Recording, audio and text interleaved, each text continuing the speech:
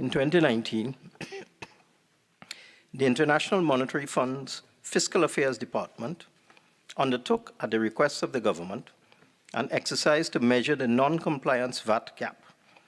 That is to say, the difference between, on one hand, the current potential VAT that could have been collected and had all taxpayers complied with their VAT obligations, and the actual net VAT accrued. This difference represented lost revenue for the state. As part of that exercise, the Fiscal Affairs Department applied the Revenue Administration Gap Analysis Program Value-Added Tax estimation methodology to Trinidad and Tobago for the period 2012 to 2017 to estimate, among other things, the VAT non-compliance gap during that period. That application revealed that the estimated non-compliance VAT gap, as opposed to the policy gap, was approximately 2% of GDP. That is to say, approximately $4 billion at current GDP levels.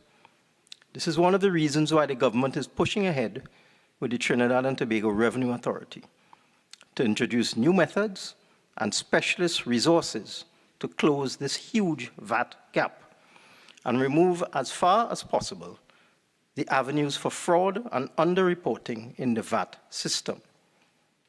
It should also be noted that the question of outstanding VAT refunds is not new. The records indicate that the amount of outstanding VAT refunds stood at $3 billion in May of 2010. And notwithstanding record levels of income and expenditure in the 2010 to 2015 period, the amount of outstanding VAT refunds increased to $4.6 billion by September 2015.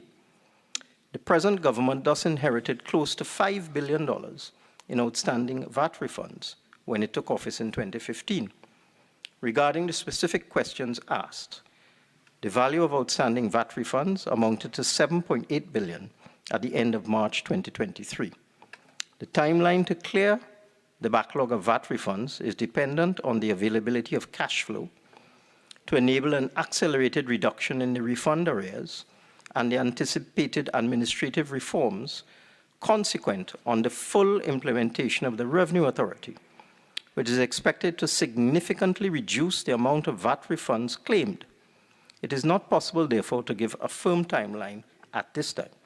However, Mr. President, I am pleased to announce that Cabinet recently agreed to the issuance of VAT bonds in the aggregate sum of $3 billion to assist with the settlement of outstanding VAT refunds to date, to be issued in tranches. It is anticipated that these $3 billion bonds will be issued between June and August of 2023. And as in the past, these bonds will be suitably priced to allow full redemption at par in the commercial banks. These bonds will bring the total amount of VAT refunds for 2023 to over $5 billion and significantly reduce the amount of outstanding refunds.